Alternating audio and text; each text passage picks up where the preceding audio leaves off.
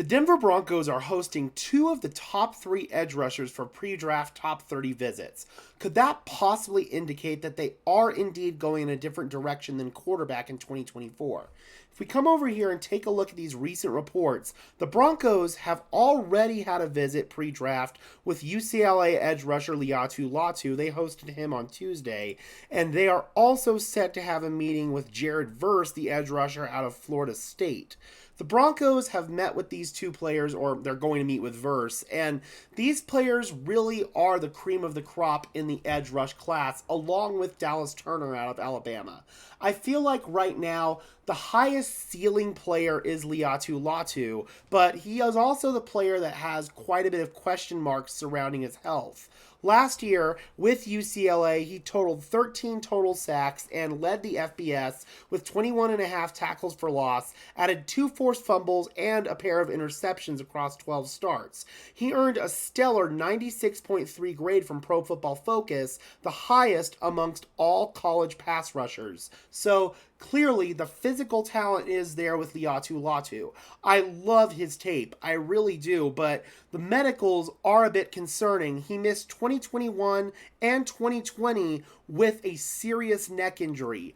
Otherwise, he does check basically all the boxes like this Mile High Huddle article says. I really think that he is the most physically rounded, highest ceiling edge rusher in this class, even better than Dallas Turner. But these medical issues are going to have to be solved in some capacity. Teams have already had a chance to evaluate Latu at the Combine in Indianapolis, so they know what the medical situation is with him. I think that if he's being hosted for all these top interviews, then I think he's probably going to be good to go. So hopefully all these medical concerns with Latu, who has been healthy for the past 2 seasons, those are hopefully behind him, and he could emerge as a top-tier player in this class. Now, as far as Jared Verse is concerned, I also really like him.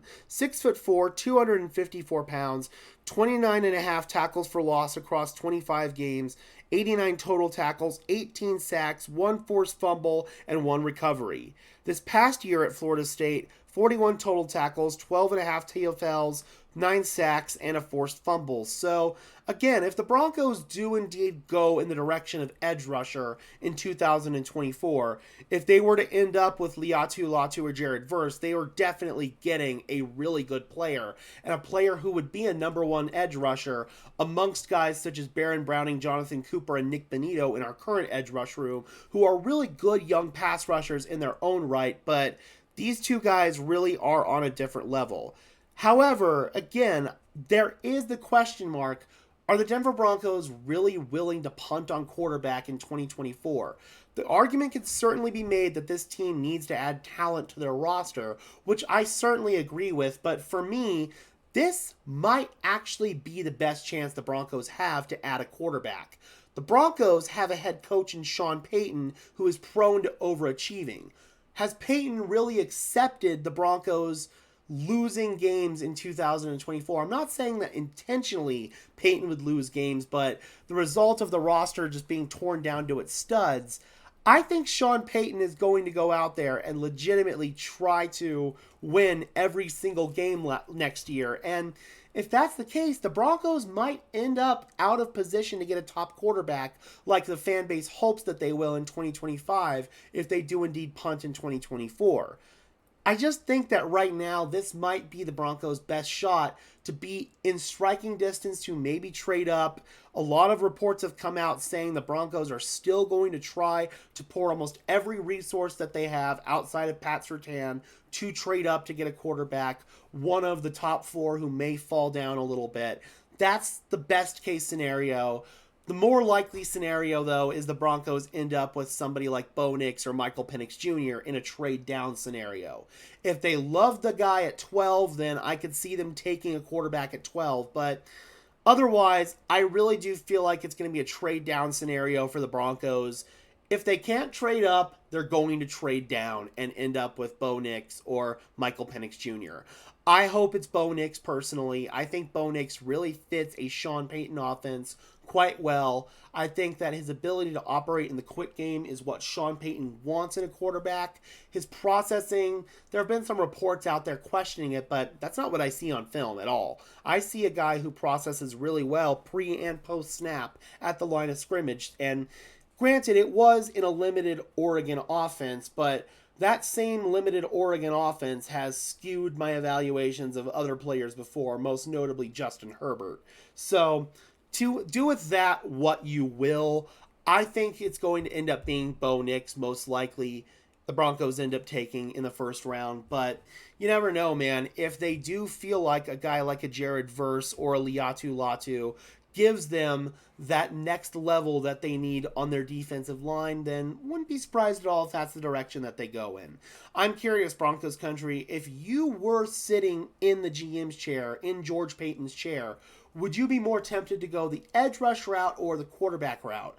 At the end of the day, you're adding a premium player at an elite position, because if you look at it, edge rush and quarterback are the two positions that you really look at as the most biggest difference makers in the NFL. Wide receiver is another one, but I think edge rush and quarterback are really in a class of their own. So if the Broncos can end up with one of the best edge rushers in the class, I think that's the best consolation prize, at least for me, if they don't end up with a top tier quarterback. Or I don't necessarily consider Bo Nix a top-tier quarterback, but he is a quarterback that would at least inject some juice, some life into this fan base, and somebody that would at least be a one-year trial run here in Denver. And if he doesn't work out, the Broncos could, in an ideal world, get their quarterback in 2025. So that's where I think the Broncos are right now. Stay tuned over the next couple of weeks. We are T-minus 16 days away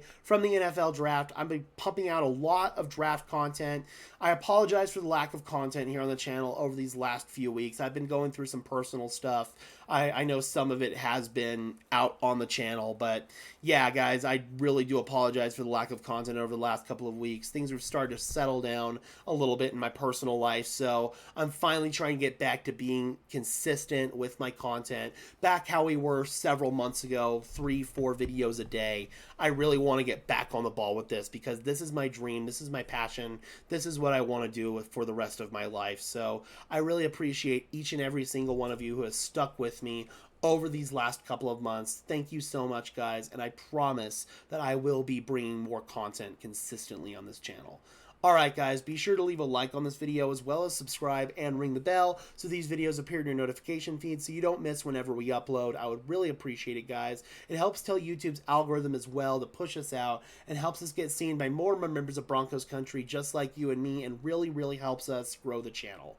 And until next time, guys, I am your host, Gage Madrid, saying peace out.